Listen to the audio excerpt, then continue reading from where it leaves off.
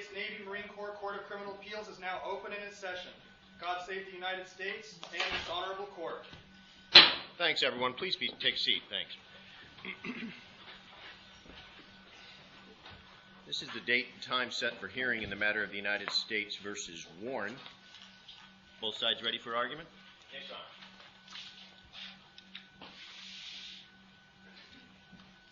I'm sorry, Your Honor. Both sides are ready for argument? Yes, Your Honor. Very well. The court's been informed that, well, you know it is Groundhog Day, and we've been informed that we may be interrupted with a cannonade celebration in the middle of argument. If that happens, we'll just move forward and handle it as it comes. Very well. Counsel? May it please the court, Major Jeff Liebenguth for the appellant, MA2 George Warren. Court's permission, I reserve 5 minutes of my time for rebuttal. You may, of course.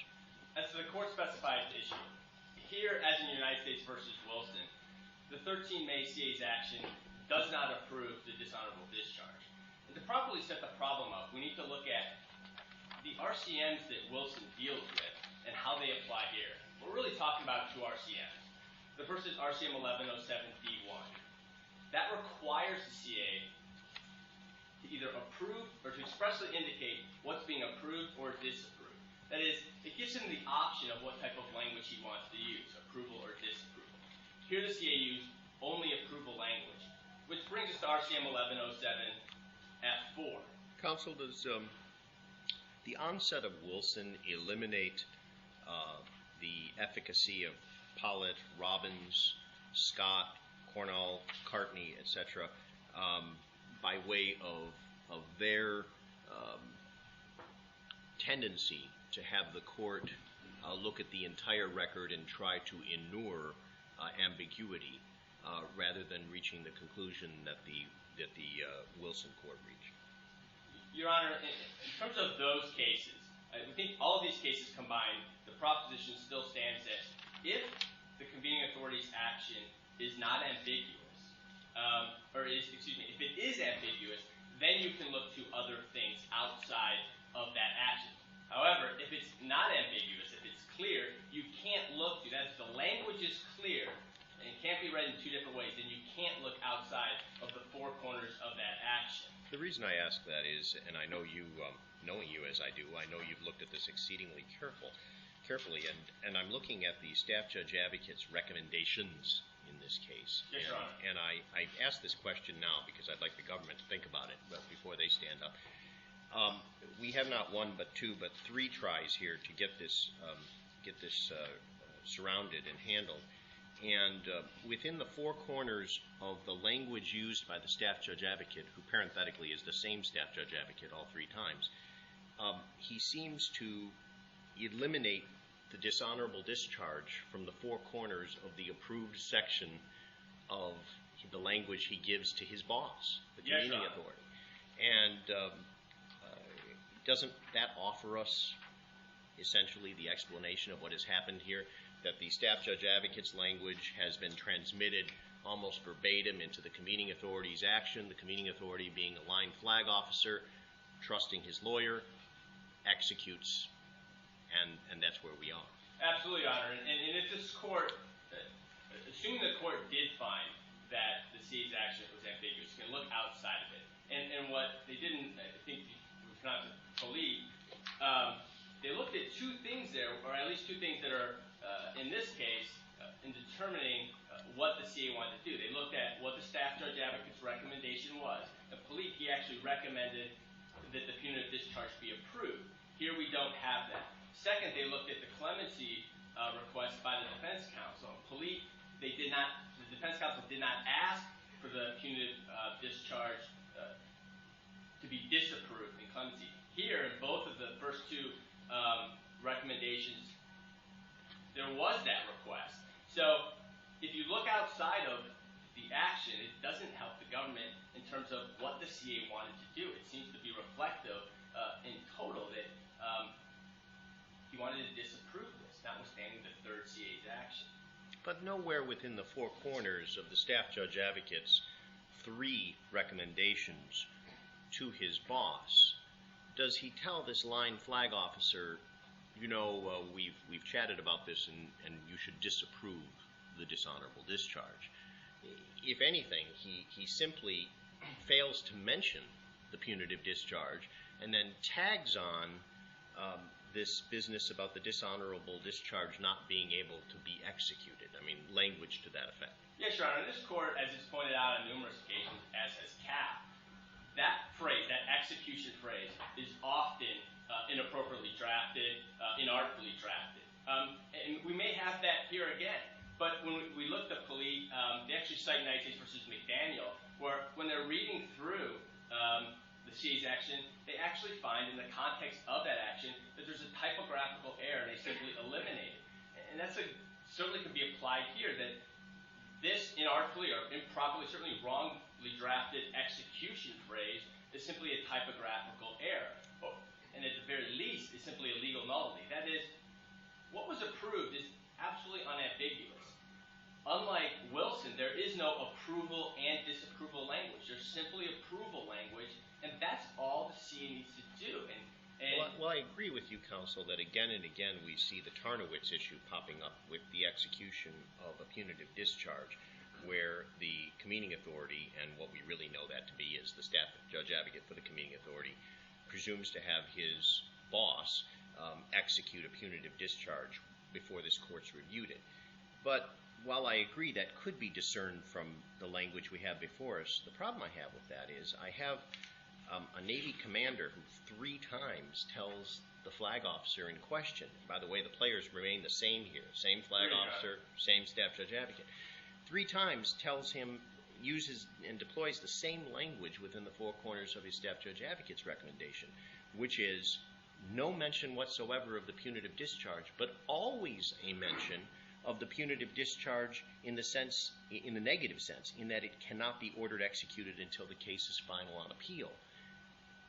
That strikes me, because the rest of it seems to be copiously tailored to this case. That strikes me as perhaps indicating a tendency by the staff judge advocate to be presuming that his boss was going to approve the punitive discharge. And we only get there, Your Honor, if the language the CA used is ambiguous. And what the government wants the court to do is look to the execution phrase of the action and make the first 2 sentences, specifically the first sentence of the action, ambiguous. And that's not what this court should do. The action, if you look in the manual under RCM 1107, the action is what he does. That is what sentence is approved. That's wholly separate than the execution aspect. So to just say because it's labeled CA's action and say, well, the execution portion is a, we can look at that and say, well, this is problematic. What did he want to do? We think would not be in line with what the president wanted, and wouldn't be in line with Wilson and these other cases we talked about. So I go back to my underlying question. Yes, Your Honor. Has Wilson limited the ability of this court to discern from the 4 corners of the record the convening authority's intent? And if so, to what degree? Because that's where the crux of the issue comes down. If the language the CA used in his action, Your Honor, is clear and unambiguous regarding what he approved, then this court cannot go outside the 4 corners of that language.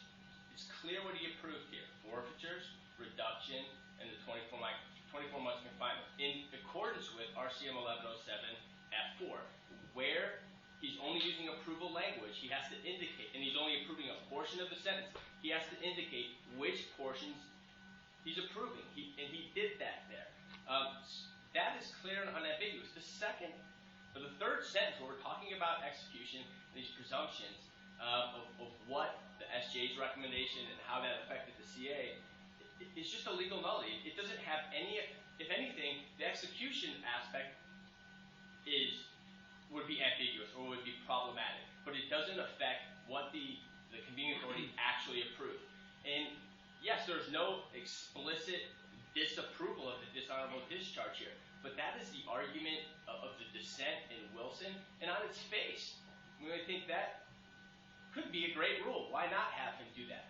But it's not the rule that the government has drafted in the RCMs, and it's not the majority opinion from Wilson. They rejected that reasoning. As a result, under the unique facts of this case, this court cannot go outside and I think I'm just answering your question a second time, but I think I ended up in order to drive the point home. You can't look outside the four corners of this action in order to interpret what the CA wanted to do in this case, because the language is clear, it is unambiguous, and he only approved certain things. It does not include the dishonorable discharge. Well, Major, what about the fact that in that action, which we're limited to looking at, right? That's what Wilson tells us. We have to stay within the four corners of the action to determine. Agreed. Okay. What about when the CA injects something from outside, like he did here, where he says, in accordance with the pretrial agreement? Yes, Your Honor. Why wouldn't that bring, at least to a limited extent, the terms of the pretrial agreement? We can bring in, we agree that you can look at the pretrial agreement as they were referred to the 24 months of confinement.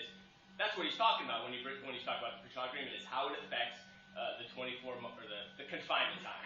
So it appears here that his intent under the and what he was required to do under the pretrial agreement was to suspend 6 years of the confinement sentence. We don't take issue with that. We think that's in accordance with the PTA. He references it so you can look at it. He doesn't reference the PTA when it comes to dishonorable discharge or any other portion of the sentence. And because he doesn't approve the dishonorable discharge, it wasn't before this court. So we can look at the confinement portion because that's all that's referenced when he uses the phrase in accordance with the pretrial agreement. Yes, Your Honor.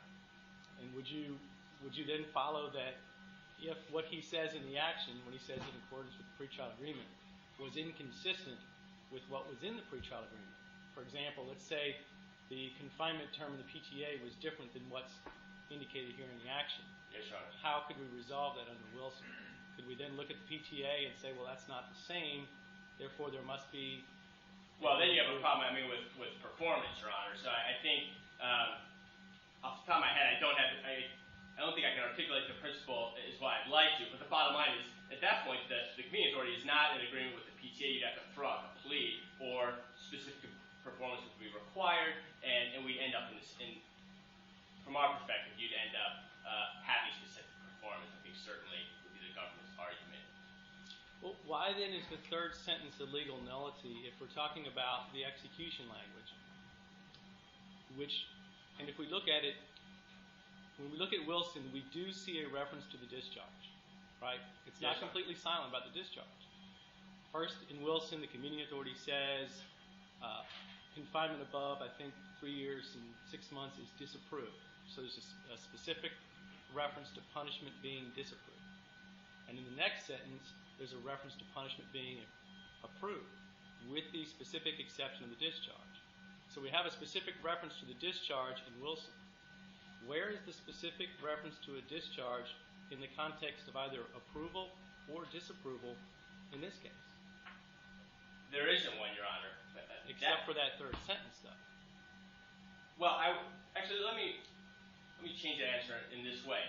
When he approves only certain portions of the sentence, and he's required to indicate it, by implication, he is disapproving the dishonorable discharge. And you actually find that kind of buried in Judge Baker's dissent in Wilson, and he's talking about Judge Erdman's opinion in Police. So, by implication, he's disapproving the dishonorable discharge. So when you get to the execution sentence, even if he purported to execute dishonorable discharges, we know he couldn't do, but it would be a legal nullity because he can't order something that is disapproved executed.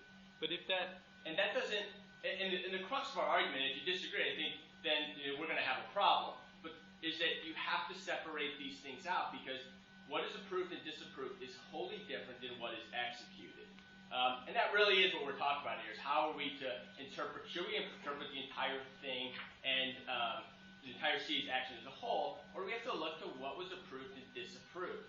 And it's really difficult to really bring in the factual circumstances, the CA's actions from the other cases and say, well, they did this here and they did that here. It's informative, but at the end of the day, we're simply reading language in different cases and trying to interpret what they mean. I think one of the problematic things is we're informed by experience that would suggest that the CA would generally approve a dishonorable discharge here. But that's just not the test.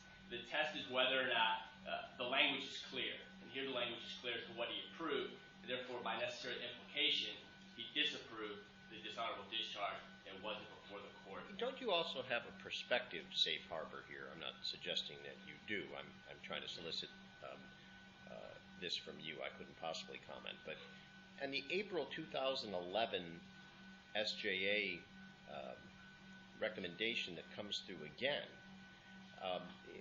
convening authority action that comes through again, there's a rather unusual, almost unprecedented reference to the fact that, and I quote, on 15 April 2011, the staff judge advocate drafted an amended SJAR which remedied all prior ambiguity. This is, this language was shared with me in the first instance by Senior Judge Perlak, who I agreed with him. It was pretty uncanny, where a convening authority would actually talk about his staff judge advocate's recommendation. And it struck me that this was as close to a concession by the government of perhaps we got this wrong and now we have to fix it type language. What's the defense's position on that? We agree with the court, Your Honor. I have the amended April C's action from it as the ultimate one because I think that there were more clemency was then put in. He put another one in. It's interesting because when the court remanded this the first time and set aside the first C's action was because of the SJA's recommendation you have to execute the sentence. So we think the fact that, as you pointed out, he's talking about ambiguity, which was never really wasn't raised on our part. We just said you can't order that. That's improper. You can't tell the CA that he has to execute the sentence. So we think that, from our perspective, that would be a concession, Your Honor. Let's go back to the third sentence because, I mean, you make a valid point about the execution and, the fact that it is incorrect, but if we're trying to determine whether or not it's clear and unambiguous, then we have to be able to rule out other reasonable interpretations save one. That's what makes it clear. So even though the third sentence may not be legally correct, doesn't it show, at least to some extent, maybe not overwhelmingly, but to a limited extent, an assumption on the part of the convening authority that the punishment that he's referencing, the discharge, has been approved?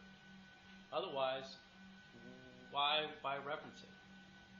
Well, I think the best explanation, Your Honor, considering all of the SJA's recommendations, which, not disparaging, but we're not, in our opinion, the best drafted recommendation. But if we're staying within the confines of Wilson, right. Wilson tells us, step one, determine if it's ambiguous, and you're limited to the four corners.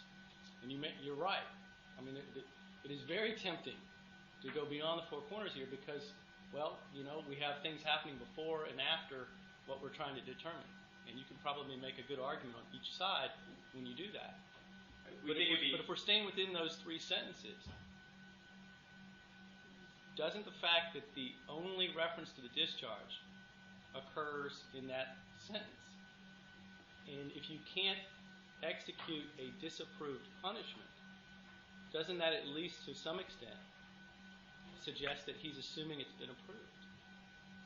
I mean, how do we discount that interpretation and leave just the one, which is it's disapproved because it's not been mentioned? Because when we're talking about the four corners of the act, Your Honor, the strength of our argument is that and the way the manual treats them is separate. That is, what's approved and disapproved is step one. We know it's been approved, and by implication, the dishonorable discharge is disapproved. Now we go to the execution portion.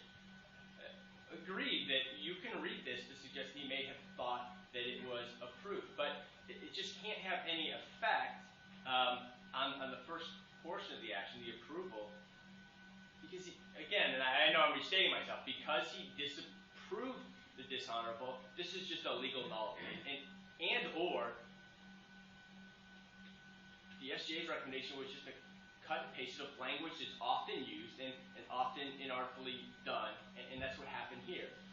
That kind of strains, just kind of going where Judge Ward's going here, that kind of constrains credulity, doesn't it, counsel? If the staff judge advocate in question, not once, not twice, but thrice, uses the same language whilst tailoring other language specifically to this case in greater detail than one would ordinarily see. That kind of strains credulity, doesn't it? You know, we're left with the facts that we have, Your Honor. We're trying to present the argument in the light most favorable for my client. I think that when you, we don't think it strains credulity. We understand what the court's questions and the perspective it's coming from when it asks those questions and probing our argument. But one of the reasons, these rules were drafted by the government. The president's rules.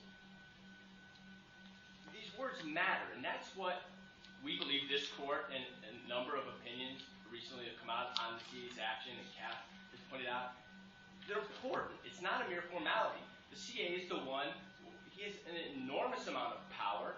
As courts have stated, he's the one really gives the accused the best chance at clemency.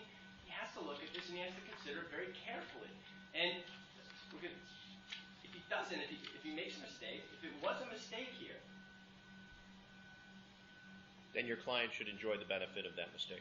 Absolutely, Your Honor, because we look to what he said, and what he said was these things are approved. Necessarily, the dishonorable discharge was disapproved. And one of the reasons we have these words are so important is we don't want to go back to convening authorities and have them second guessing themselves or changing their minds. That is, yes, we could ask him right now what he intended to do, and we would probably take him at his word for what he said. But the problem is, he might not. And we don't want, there's a finality aspect to this that is extremely important. And when the language is clear and unambiguous, which we argue it is here, the execution aspect does not affect it in such a way that this court should have sent it back. Well, you lead me to where I'm going to be with the government in just a few minutes, which is, should the court use this as a bright line opportunity to articulate that there's a limitation on the number of times you can have something sent back to eradicate ambiguity. At some point, multiple ambiguity perhaps amounts to finality. What's your position on it? We agree, Your Honor. I think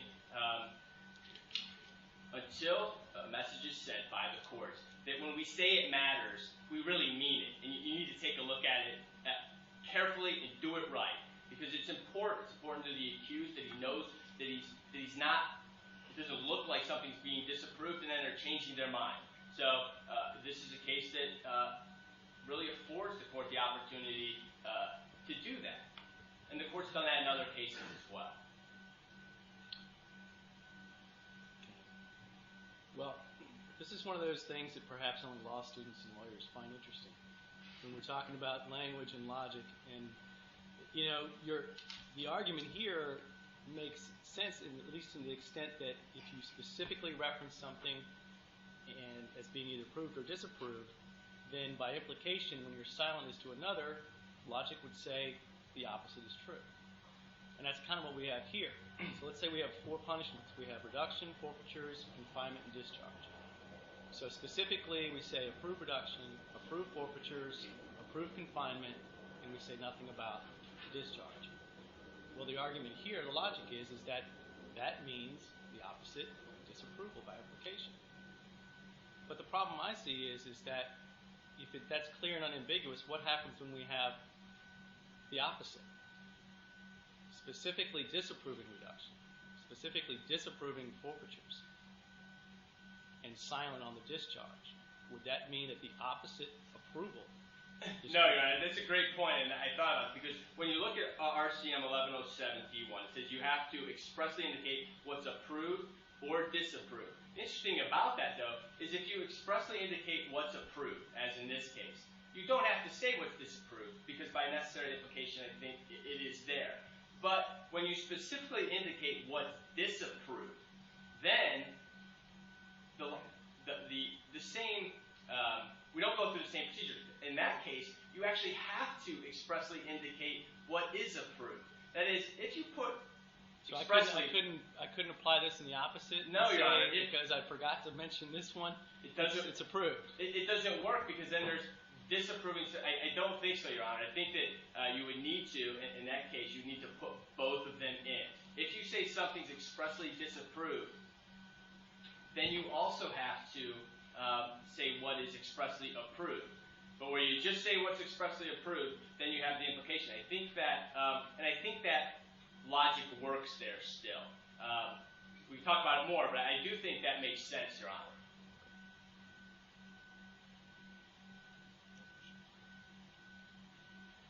No further questions. That concludes my argument at this time.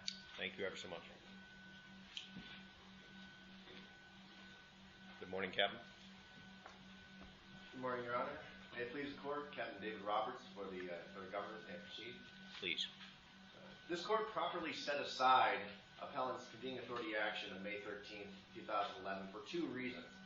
First, the May 13th action was not facially clear and unambiguous as in Wilson. And second, there was substantial agreement between the parties that the action was indeed ambiguous because appellant consented to the government motion to set it aside. Going forward, just assume that this Court erred in making that decision. Confine your argument to all events occurring up into the second CA's action. Yes, Your Honor. In Wilson, Your Honor, the Wilson held that where the plain language of the CA's action is facially complete and unambiguous, its meaning must be given effect. In that case, CAP held that the convening authority used facially clear and unambiguous language that excluded the dishonorable discharge from approval. Now, it's important to look at the language in that case and compare it to the language at issue here in this case. Now, in that case, there were two sentences in the convening authority's action. First sentence said, that part of the sentence extending to confinement in excess of 3 years and 3 months is disapproved. It disapproved a substantial portion of the confinement of judge. And then it says, the remainder of the sentence, comma, with the exception of the dishonorable discharge, comma, is approved and will be executed. Now here you have a very, very distinct language that is very different from that at issue in Wilson. Here, the third sentence of the convening authority's action states, all approved punishment which has not been suspended, comma, except for the part of the sentence extending to the dishonorable discharge, comma, will be executed. Now, that subordinate clause there, except for the part of the adjudged punishment extending to the dishonorable discharge, modifies the subject of the sentence. All approved punishment. And what are the approved punishments? By the time you get to sentence 3, what punishments have been approved? Well, Your Honor, the first sentence. I approve. I mean, the CA uses the first person. I approve a sentence of reduction to E1, total forfeiture of pay and allowances. In accordance with the PTA, I approve 24 months of confinement. And then the discussion of the period of suspension. So by the time you get to sentence 3, it says all approved punishment which has not been suspended. All the approval of punishment to that point in time is reduction, forfeitures, and confinement, is it not? Well, Your Honor, that is. I would actually disagree with you there. Okay, well, where's the approved dishonorable discharge prior to sentence 3? And that's exactly at the crux of this case, Your Honor. It does not explicitly approve or disapprove the dishonorable discharge as required by RCM 1107D1. Then aren't we stuck by Wilson? Respectfully, Your Honor, well, this Court must apply Wilson. Absolutely, this Court must apply Wilson. And Wilson says where the plain language of the CA's action is facially complete and unambiguous. But here, you don't have a facially complete or unambiguous action. But Captain, doesn't Wilson go beyond the simple rule that a punishment has to be specifically disapproved or approved? Because in Wilson, the dishonorable discharge wasn't specifically disapproved. I disagree with you there, Your Honor. In fact, in the corpus of Wilson, the Court holds that the convening authority expresses disapproval of the dishonorable discharge because of the language there. The language there in the convening authority's action states all remainder of the sentence, the remainder of the sentence, with the exception of the dishonorable discharge, is approved. And that, for the Wilson Court, was clear and unambiguous. Now, this case accords far more closely with Gosser and Polite, Shimati, and the other cases which Judge Maxim mentioned during the appellant's time. But counsel, isn't the problem here, we get to look behind the curtain a little bit here, because we have the same players. We have the same staff judge advocate, not once, not twice, but thrice, and we have the same flag officer. All the way through, we have the same players. So we have an attorney and his client. And the problem seems to stem, or could be argued to stem, from what the attorney is putting in front of the client. Because if you notice, and I'm sure you have because you're a fine lawyer like Brother Counsel, in every one of these staff judge advocate recommendations, he states, and I use the language, I recommend that you disapprove the sentence as adjudged. That's, with all due respect to that staff judge advocate, that's nonsensical language, and we know it. I mean, he wants him to approve the sentence, right? And then he wants him to execute the sentence per the contours of the pretrial agreement, correct? Well, with respect, Your Honor, I'm certainly not here to defend the staff judge advocate there, and the government's position here is that based on Wilson and based on Gosser, based on Poland and preceding precedent, what this court looks at is the four corners of the convening authority's action. So you don't think we should consider the staff judge advocate recommendations, because invariably, as you and I both know, he's preparing both, and the language for his client's execution, and the language in both is duplicative. I mean, in the staff judge advocate reports, he uses the same language, and then he brings it over to the recommended language in the convening authority's action. Can we simply ignore that? Well, Your Honor, respectfully, I believe this court has to ignore those, at least when considering the convening authority's action. I mean, the case precedent is clear on that, and I would certainly suggest, Your Honor, that the mere fact that we are looking at these tea leaves supports the government's position here, that the action itself is facially ambiguous. This court cannot tell, based on the four corners of the convening authority's action, whether or not the dishonorable discharge is approved or disapproved. And if you look at case law, if you apply the definition of ambiguous as set out in law, the convenience authority's action can be read to support either an approval or a disapproval or a silence. I mean, the fact is that third sentence suggests that the convening authority believed that the dishonorable discharge was part of the approved punishment. In fact, appellant conceded to that when he was up here arguing. He said, you can read this to mean that he thought it was approved. Now, we're here today because this court granted a consent government motion on 3 June to set aside that convening authority's action as ambiguous. And the government's position is certainly the government's position here is that that panel of this court did not err by granting the government motion simply because that convening authority's action does not explicitly approve or disapprove the punishment, number one. Number two, that RCM 1107B1 requires the convening authority to explicitly disapprove or approve all adjudged punishment. And third, Gosser, United States v. Gosser, states that the proper course,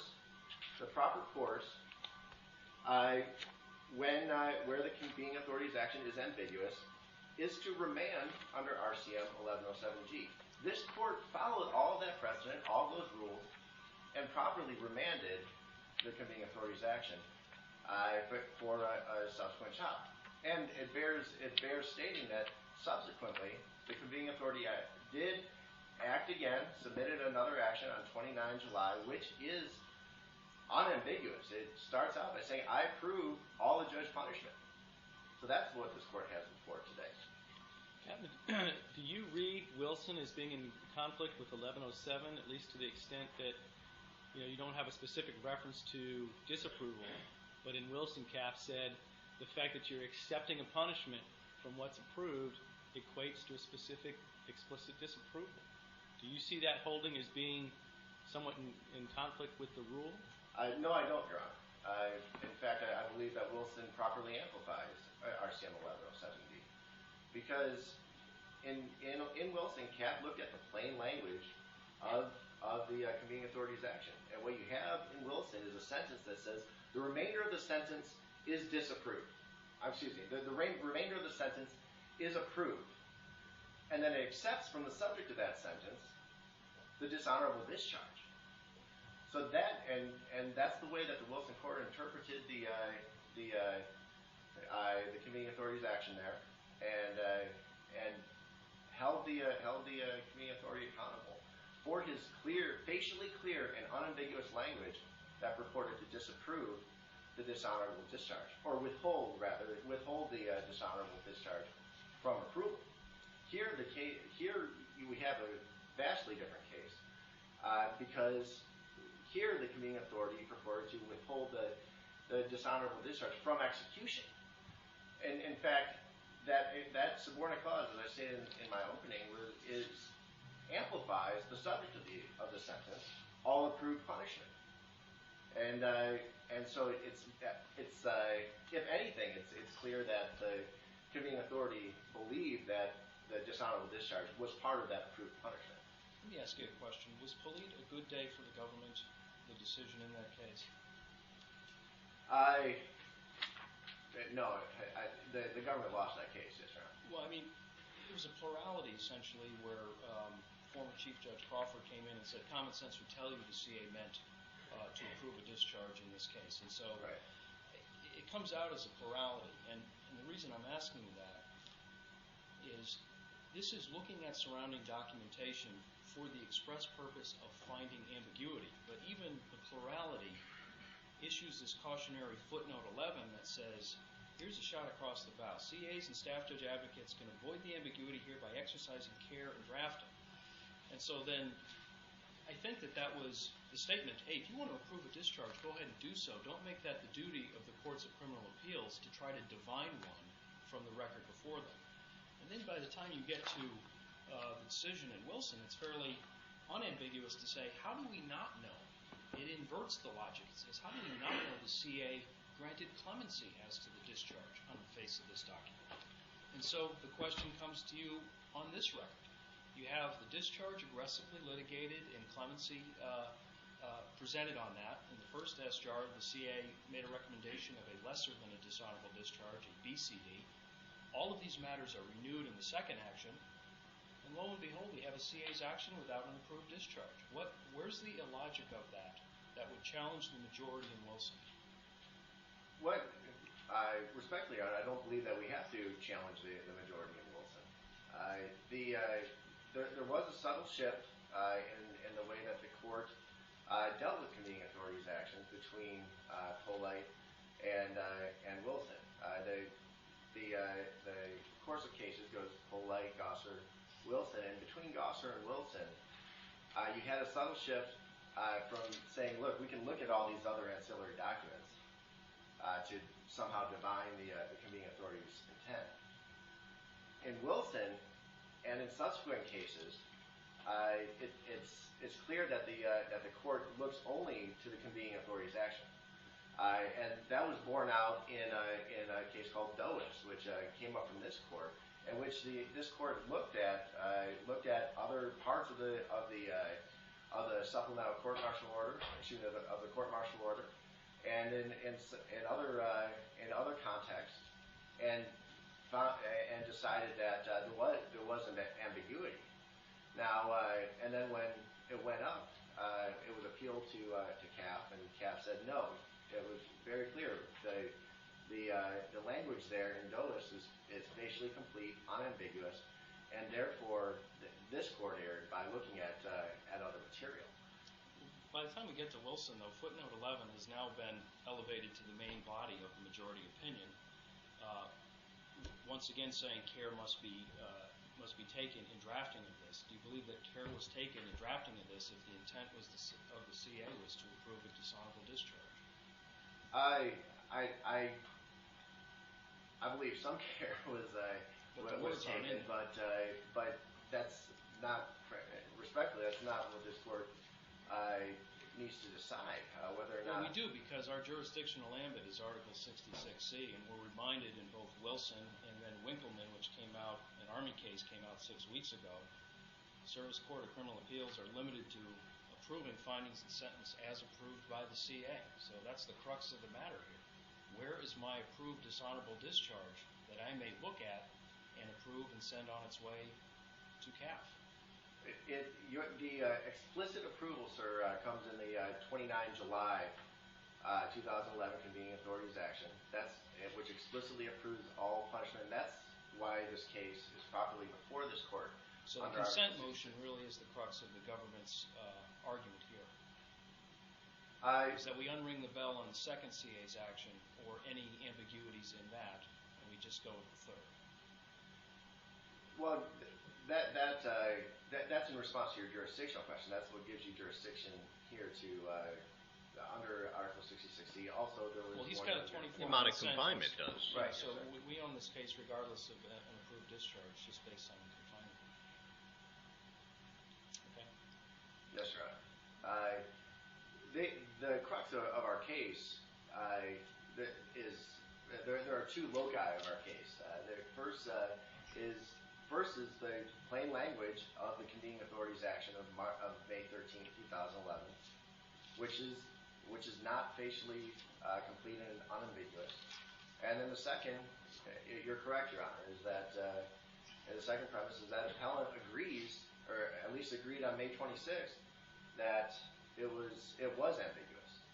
And indeed, I conceded today that you can read the Convening Authorities Action to suggest that the Convening Authority thought that the dishonorable discharge was approved.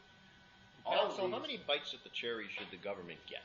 I mean, at what point should it be that the game is over? When is the appellant entitled to finality? The finality comes after this court's action. And No, but you know what I'm asking. What I'm asking is, at what point should the court draw a line and say, better late than never? At what point does the government draw a line and say, we're finished? Admiral, you've had 2 opportunities, or 3 opportunities, or 6 opportunities. Where should the line be? Well, there's no authority, respectfully, that I'm aware of that places a limit on the number of opportunities. Certainly, there are post-trial delay cases. That's what I'm talking about doing, counsel, is developing a stare decisis controlling judicial rule. So that's what I'm asking the government's opinion on before we do something like that. Respectfully, Your Honor, the first 6 words of Article 66C state, in any case referred to.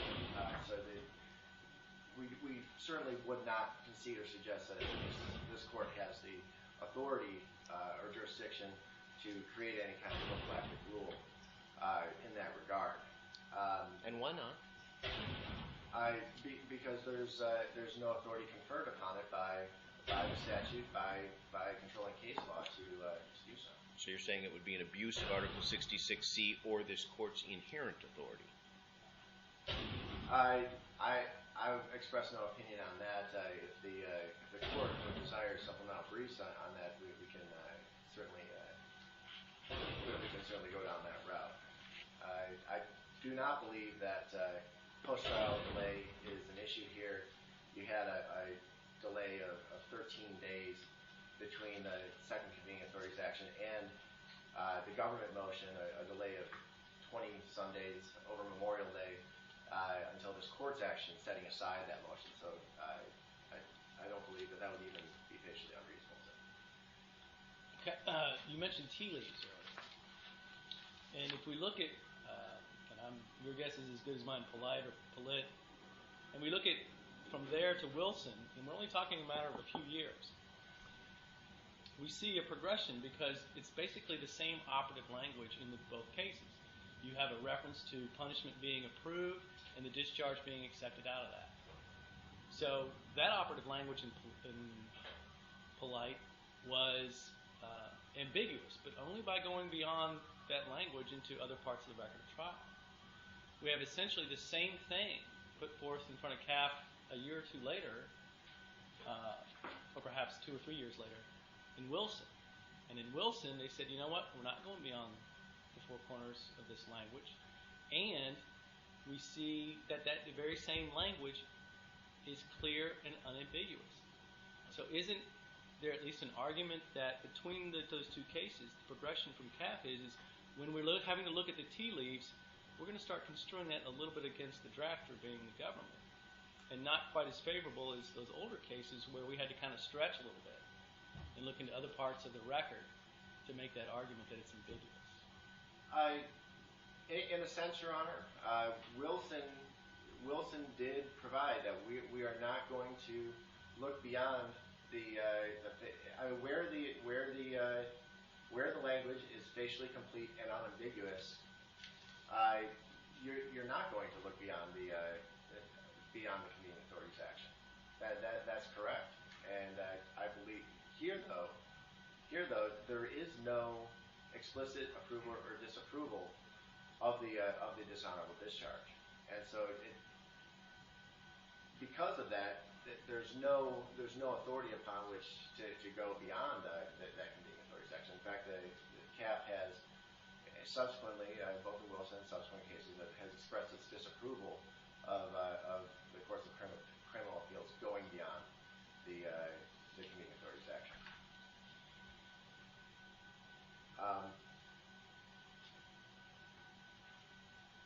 So in summary, Your Honors, based on RCM 1107 D1 and the rest of our RCM 1107, and based on applicable and governing case law, the government respectfully requests that this court determine that this court did not err by setting aside the convening authority's action of 13 May 2011 because the language in that action was not facially complete and unambiguous. And respectfully request that this court consider the third convening authority's action of July 29, 2011, which is before this court and is unambiguous. It unambiguously approves all adjudged punishment. If there are no further questions, that concludes my argument. I would like to go through with you. You started off your argument with a head-to-head of the final paragraph, the final sentence in Wilson versus the final sentence in this case. So I don't want to be unfair or pedantic, but you had that wired and you led off with that. Wilson starts off by saying the remainder of the sentence. Our case starts off by saying all approved punishment which has not been suspended. Are those not the same thing in the context of each of those actions? No, respectfully, Your Honor. All approved punishment which has not been suspended. And so the approved punishments preceded in paragraph 2 as they do in Wilson. So isn't that referring to all approved punishment which has not been suspended? Respectfully, Your Honor, no. In Wilson, you have the words, the remainder of the sentence. Which included everything except the discharge, just like in this case. There's no discharge approval prior to the words, the remainder of the sentence. So all the antecedent language is confinement is disapproved. In this case, it's reduction, forfeitures, and confinement are disapproved. So the antecedent to each of those transitionals, the remainder of the sentence and all approved punishment which has not been suspended, is the superseding paragraphs of what has been approved. Is that not common to those two actions? I disagree respectfully with your interpretation, sir. And just to explain briefly, sure. The phrase remainder of the sentence refers to all that which has not already been acted upon. And so when it says the remainder of the sentence, except for the dishonorable discharge, is approved, the subject is the remainder, the verb is approved.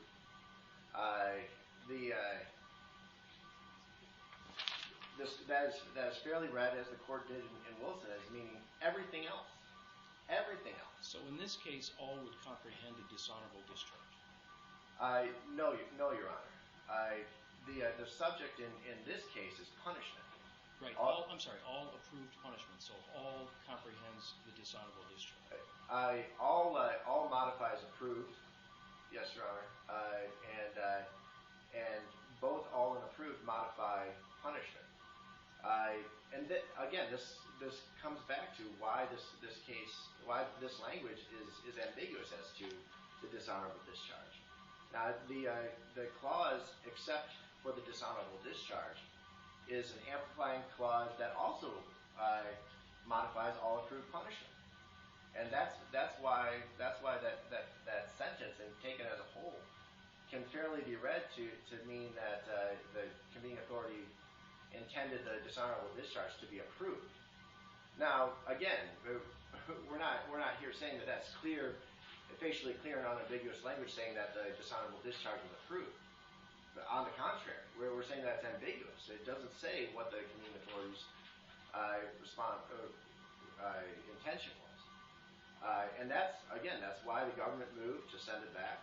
That's why presumably the appellant consented that it was ambiguous, and that's why this court set it aside properly. If there are no further questions, that concludes my argument. Thank you, counsel. Appreciate it. Major? Your Honor, regarding the consent to the motion to send it back the second time, that was obviously not informed by United States v. Wilson, which is why this court specified the issue.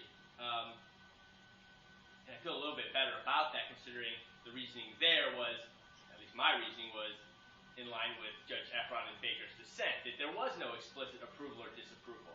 The problem is Wilson doesn't require that. And Major, I'm sure if you had to do it over again, you'd probably not consent. Is that accurate?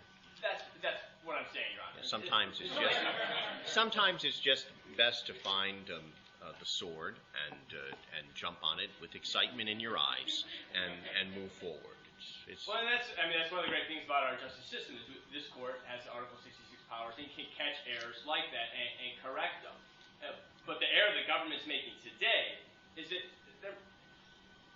they're misconstruing what Wilson says. I mean, the court is absolutely right when at least suggests that what Wilson means is that you do not have to explicitly indicate whether a dishonorable discharge or a punitive discharge is disapproved. That's not what the RCMs require. And so do you see it then as at least maybe not in conflict with the rule, somewhat expanding the rule? I mean, when you look at the rule, it says you either say yay or nay. And perhaps if you don't say yay or nay, you don't know. But to the extent, do you see Wilson as saying, we're going to go beyond that simple rule, and we're going to find that there is a nay here, simply for the fact that when he said yes, yes, yes, he didn't say. Well, Your Honor, if you read the rule, you can read the rule to be changed slightly by Wilson. I think you can also read the rule to be absolutely in line with Wilson. Either way, we're at the same end state, which is you do not have to explicitly indicate whether a punitive discharge is disapproved. And that brings me to my last point. Even if this court were to find ambiguity here, when it looks to these outside sources, the appellant should still prevail because they all suggest that the convening authority did indeed indicate or intend to disapprove a dishonorable discharge initially. But wouldn't that require us to rely on one part of Wilson and ignore another part of Wilson? No. About Your Honor, staying within the four corners? To be sure, our argument is that this is not an ambiguous in any way.